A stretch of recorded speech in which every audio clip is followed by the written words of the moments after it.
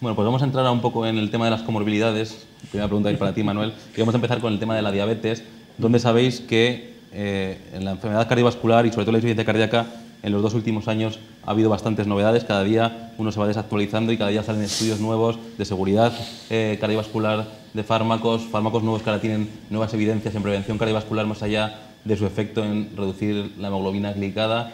Entonces tenemos el Empareg-Aucan con la empagliflozina, ahora hace poco el líder con liraglutide. Entonces, Manuel, no sé si esto si cambia un poco la perspectiva del paciente, si nosotros tenemos que empezar a asumir también el control diabético del paciente, que cada vez hay más pacientes diabéticos con insuficiencia cardíaca. ¿Qué piensas tú, Manuel? Pues efectivamente, como bien señalabas, han salido unos ensayos clínicos publicados a finales de 2015, una cosa así, cambiaban un poco el paradigma del manejo de la diabetes, ¿no? Nunca habíamos tenido fármacos que pudieran producir un beneficio en la morimortalidad del paciente diabético y que van más allá del control glucémico, ¿no? Y uno de ellos era la empagliflozina, el estudio Empareg, que se empleó para pacientes que estaban en prevención secundaria, diabetes, una gran mayoría habían tenido un infarto agudo de miocardio y estaban con tratamiento óptimo desde el punto de vista cardiológico, con altas tasas de antiagregación, estatinas, beta bloqueantes, YECAS, ARA2, y a pesar de todo esto, pues estos pacientes con glicadas en torno a 8 y pico, una cosa así, entraron en el ensayo clínico y recibieron empagliflozina, además de su tratamiento óptimo para la diabetes, metformina, insulina, lo que tenían previamente a la entrada del ensayo. Y la empagliflozina pues es un inhibidor SGLT2, que no sé si lo conocéis, que lo que hace es bloquear la reabsorción de glucosa a nivel del túbulo proximal, y entonces la empagliflozina funciona cuando el paciente tiene una glucosa por encima de 180, esa glucosa se filtra por el glomérulo, y lo que hace la empagliflozina es bloquear la reabsorción de glucosa, bloqueando el receptor SGLT2, ¿no? Y al producir esto, pues va a producir una glucosuria y se produce pues una diuresis osmótica pues por excreción de glucosa, ¿no? O sea que funciona un poco, como dicen algunos, como un diurético inteligente, ¿no? Y entonces se vio que en estos pacientes, cuando siguieron el EMPOI primario, pues tuvieron que parar el estudio porque vieron que los que recibían empagliflozina pues tenían menos mortalidad cardiovascular y sobre todo disminuía mucho la hospitalización por insuficiencia cardíaca, ¿no? Y entonces, bueno, pues empezaron a surgir conjeturas de por qué ocurría esto, y la primera fue que tenía un efecto diurético, y la segunda es que parece que la empagliflozina también produce beneficios a nivel pues, del propio miocardio, previniendo arritmias porque hay también receptores SGLT2, parece que favorece la utilización de ácidos grasos, que ya sabéis que puede estar inhibida un poco en la miocardiopatía diabética, parece que esto lo favorece, y bueno, tantos y tantos efectos que han hecho que yo creo que haya cambiado un poco el paradigma de la diabetes y que ahora mismo tengamos fármacos que, más allá del control glucémico, mejoran el beneficio cardiovascular de los pacientes, ¿no? El otro estudio que comentaba Alberto, que era el líder, con análogos de GLP-1, bueno, pues lo que hacen los pacientes es perder peso, ¿no? Con el empleo también de un fármaco que no produce hipoglucemias, y esto hace que se prevenga también las hospitalizaciones por insuficiencia cardíaca, aunque los efectos yo creo que no han sido tan marcados como en el caso de la empagliflozina, ¿no? Por tanto, yo creo que en el mundo de la cardiología, de la medicina interna, de la endocrino, el cambio de paradigma ha sido pasar del control glucocéntrico a ver la diabetes como una enfermedad cardiovascular. De hecho, los pacientes fallecen en un 50% por enfermedad cardiovascular por los pacientes diabéticos, y el empleo de estos fármacos cambia un poco el paradigma de manejo, ¿no? De hecho, si no me equivoco, las guías de insuficiencia cardíaca incluyen la empagliflozina como un fármaco que previene la insuficiencia cardíaca, ¿no? Entonces, que lo empleemos en aquel paciente diabético que probablemente pensemos que tenga riesgo de insuficiencia cardíaca, ¿no? Porque en el Empareg solo se incluyeron un 10% de los pacientes con insuficiencia cardíaca. La línea ahora bonita es ver qué pasa en aquellos pacientes que tienen insuficiencia cardíaca y que les administramos este fármaco, qué vamos a hacer con los diuréticos, incluso si no son incluso diabéticos, ¿no? O sea, que yo creo que se abre un campo muy bonito de investigación y de evidencias para esto. Y en este sentido, pues yo creo que el manejo de la diabetes va a cambiar mucho en los próximos años. Sobre todo son fármacos orales, con cierta facilidad de manejo, que van a tener su cabida, yo creo que en atención primaria, perfectamente, y sobre todo en la prevención de la insuficiencia cardíaca ya tiene un papel importante.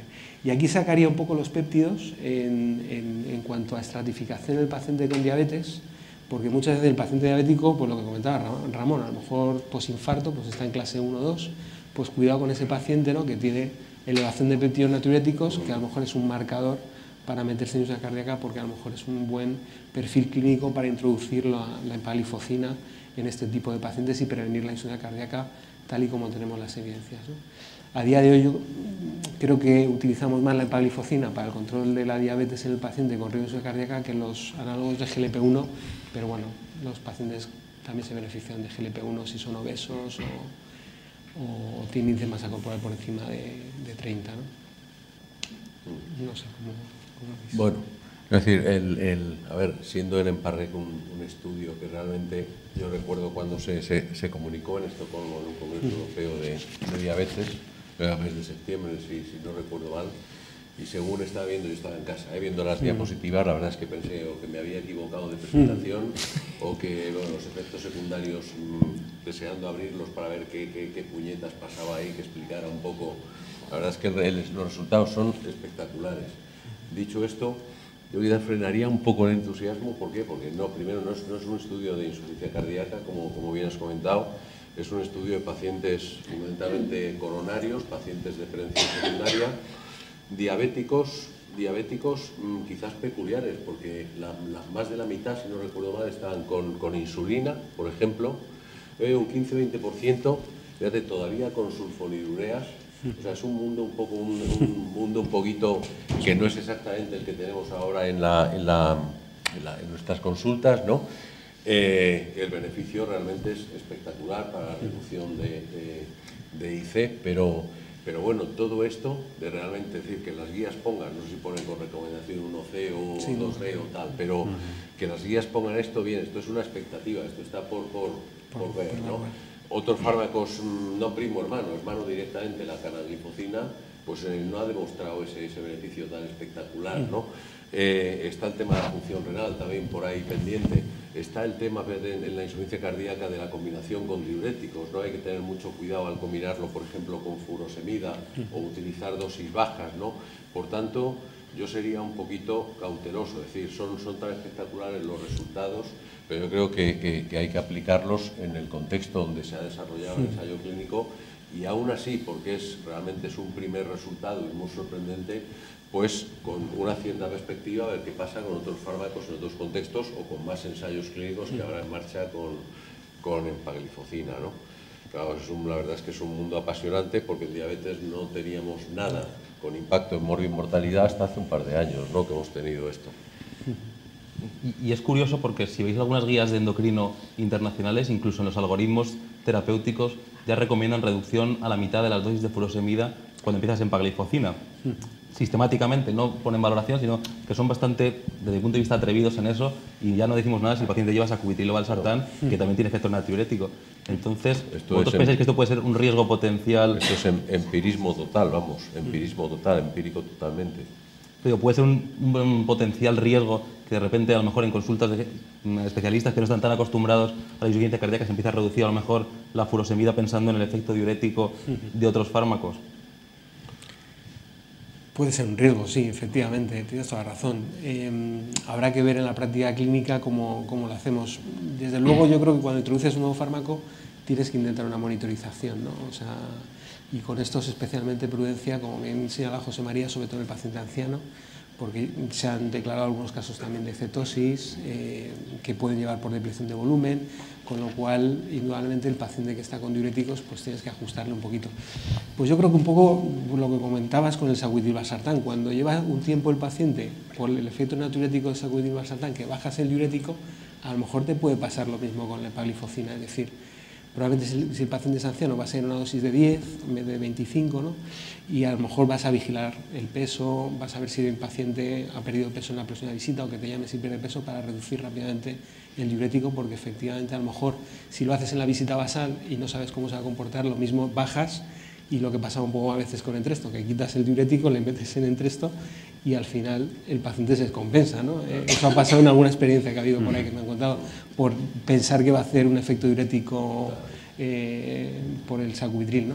Entonces, bueno, yo creo que eso te va a exigir estar más pendiente del paciente, yo creo, cuando empiezas a asociar nuevos fármacos. No sé si Javi quería comentar algo. Sí, yo quiero comentar una cosa que, por supuesto, de mi escenario. 44% de los pacientes que vienen con insuficiencia cardíaca aguda son diabéticos, 22% de los pacientes vienen con hiperglucemia. Y en ese sentido yo creo que también me gustaría hacer énfasis en un aspecto y permítanme el paralelismo entre la urgencia hipertensiva y la emergencia hipertensiva. La emergencia hipertensiva hay que controlar la tensión rápidamente porque hay un daño de órgano vital. La hiperglucemia, y tomado un punto de corte de mayor de 180 en cualquier momento durante la fase aguda, se ha asociado a un peor pronóstico intrahospitalario. Es decir, no podemos permitir y esto ocurre fundamentalmente en los pacientes no diabéticos. Y es fácilmente entendible, porque en el paciente diabético, cuando uno ve el antecedente, ya toma medidas de precaución, aunque sea a escala de dosis de insulina, de rescate, para intentar controlar el aspecto de la glucemia. Pero la hiperglucemia reactiva en el paciente no diabético, uno no pone probablemente la misma atención y en ese paciente no se está controlando la hiperglucemia en fase aguda. Y eso se ha visto que tiene peores resultados a corto plazo. La urgencia hipertensiva, que es controlar la tensión a largo plazo, eso es la diabetes. Y se ha visto que los pacientes que ingresan por insuficiencia cardíaca tienen mayor mortalidad si son diabéticos al año que si no lo son, indistintamente del aspecto de la hiperglucemia en la fase aguda. Y yo creo que ese mensaje también es importante porque se ha visto que la adecuación del tratamiento al alta en los pacientes con insuficiencia cardíaca y que tienen el antecedente de diabetes, y hoy gracias tenemos un arsenal terapéutico, además de la metformina, porque todos sabemos de la retención hídrica de la insulina, tenemos nuevos mecanismos para intentar mejorar el pronóstico, porque si adecuamos bien el tratamiento al alta de los pacientes diabéticos, se ha visto que hay un menor revisita en los primeros 90 días en los pacientes dados de alta.